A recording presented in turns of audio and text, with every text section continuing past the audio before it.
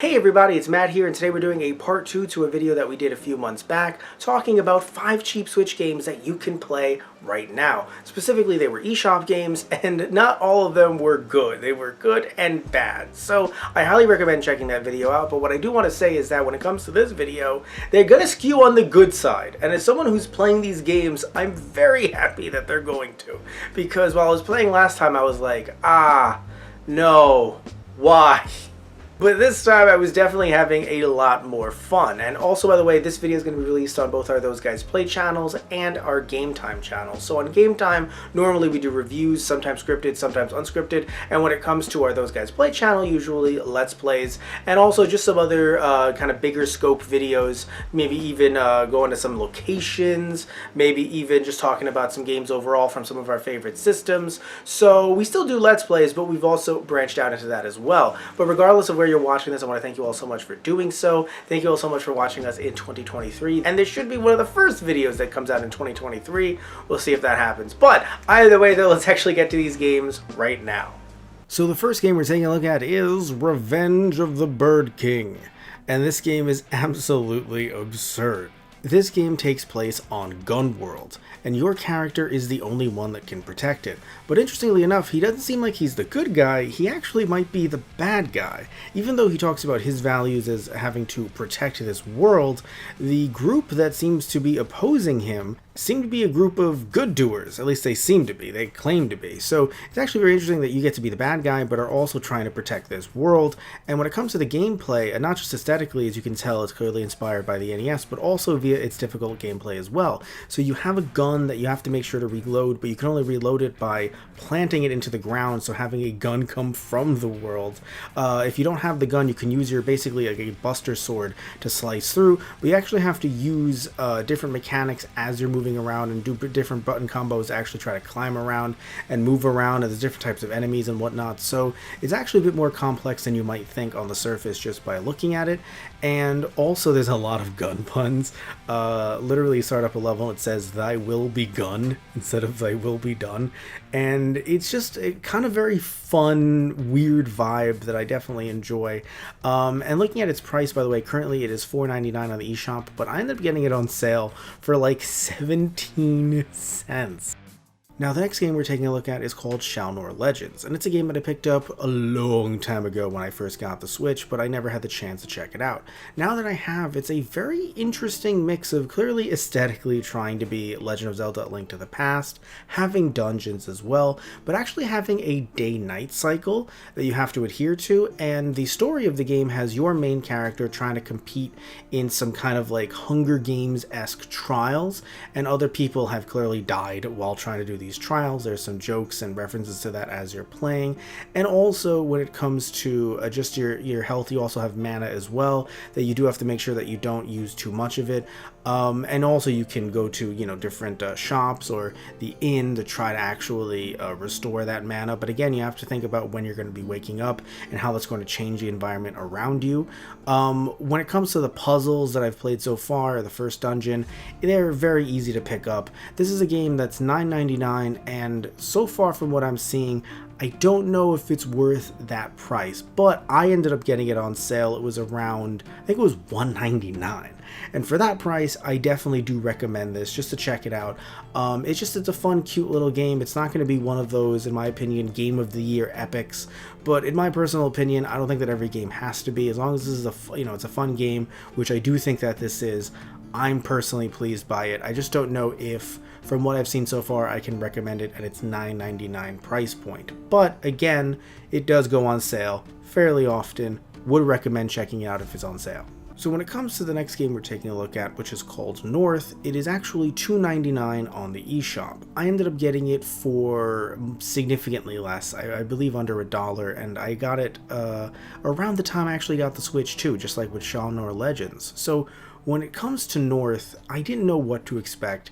I was just expecting something completely different than what I got from what you're seeing right now on screen, and I don't want to show you too much of it because this is only a 1 to 2 hour experience, and I know you might think, oh, for $3 only a 2 hour at most experience, is that really worth it? But when it comes to this game, when it comes to how it made me feel and how it might make you feel, I feel like this is definitely a game that's worth checking out. So you play as a character who's going around this strange city, who just immigrated to that, to said city, and you're sending letters to your sister every time you do something throughout the town or throughout the city. But it's just by looking at it, things are not how they seem. It very much feels as if not only are you alien to this city, but the city is trying its best to alienate you. And while playing it, just this sense of dread, complete and utter dread as you're playing this character, going through the city, doing little things that you have to do to kind of make yourself try to blend in, if you will, and the things that they force you to do.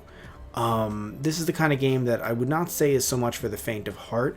It's not that there's any kind of gratuitous blood or gore or anything like that, but there is just a general sense of dread throughout the game itself, and I do recommend it, just if you want to, have something that's a little bit different than what you might be normally playing.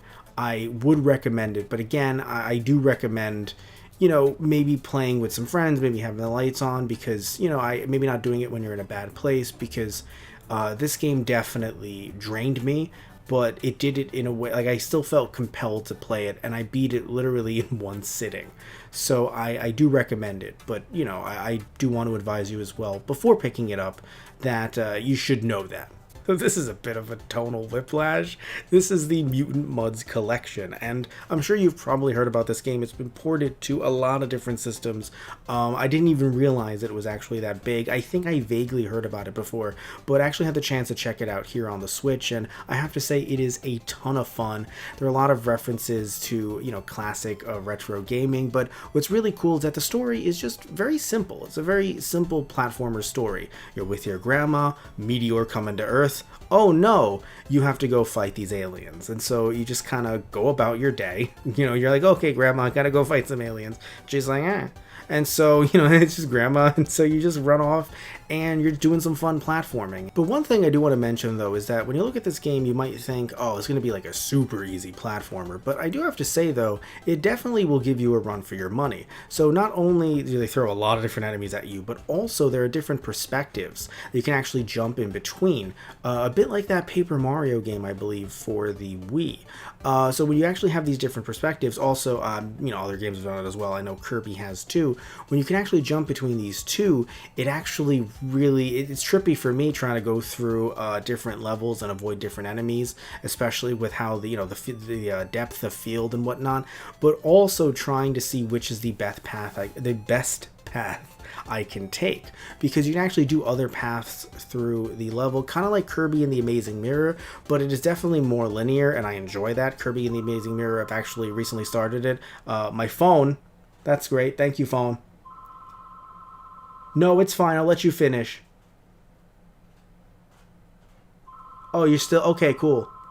But as I was saying, so if any of you are familiar with Kirby and the Amazing Mirror, it is not linear at all. It's very difficult to get around. Here, there are clearly linear levels, but there are also ways you can kind of unlock other levels in the game that don't really seem so much related to the main story, just fun little things that you can do that are clearly levels inspired by, different retro games and whatnot, or retro consoles, and I do think that that's pretty cool, but you don't really have to do them, which is also, again, pretty damn cool, because some of them are kind of difficult. So this game is currently $20 on the eShop, and if you think that's a bit too much, like I do, honestly, it's like barely making it. My cutoff is $20. This game is actually available physically for $30, so you can definitely pick it up there, and I got it on sale for $5, so you can definitely do that as well. I got this game, again, early on when I got the Switch, and I thought, I'm going to play it one day, and that day was about 5 years later. Sure, great, cool.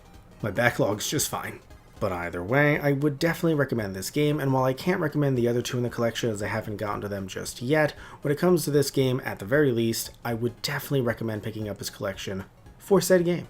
And now moving on to the last game that we'll be talking about today, this is Earthlock. Now, I don't know about you, but I've actually never heard about this game until I picked it up on the Switch eShop. Now, this game was released on the original Xbox, and it was actually given a title Festival of Magic. Do not pick that up. This is the final definitive edition. Not sure why it's not labeled that, but it basically is. So don't get the Festival of Magic edition. I don't believe it's been patched or anything like that. It's just an original game that people, from what I had heard, didn't really enjoy. This is the definitive edition with some differences in terms of the gameplay and whatnot, and I believe the assets as well. This is the best edition from what I have heard.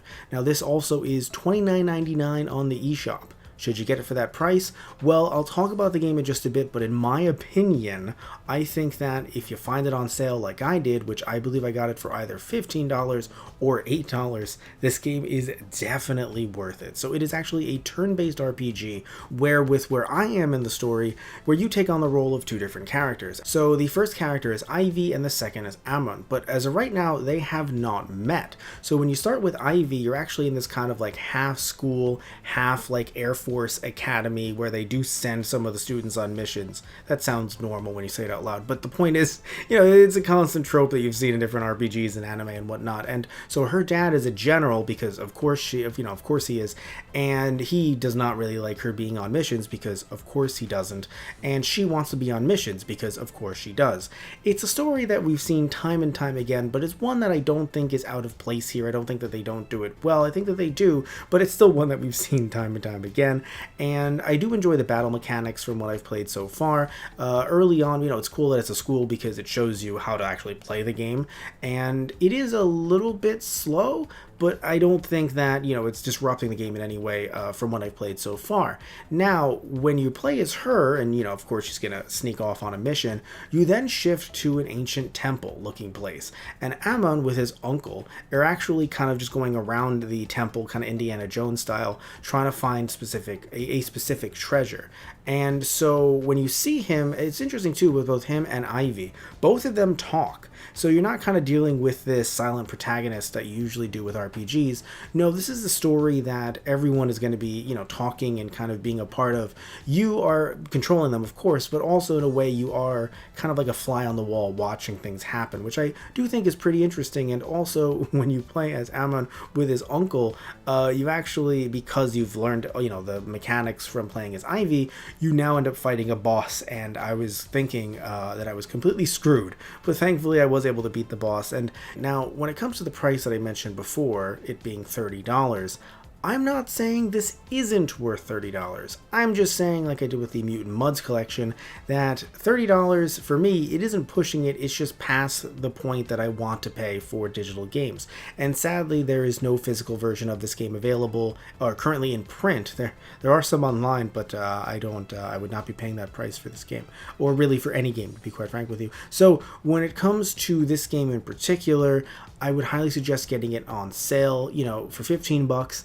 Definitely worth it. For $8, oh hell yeah. But $29.90? That's weird. Not $99, just $29.90. All right. But for $29.90, I would not do it. But if you enjoy what you've seen so far, definitely do it. But I would not. So let's stop hearing me and jump back to me in front of the shelf.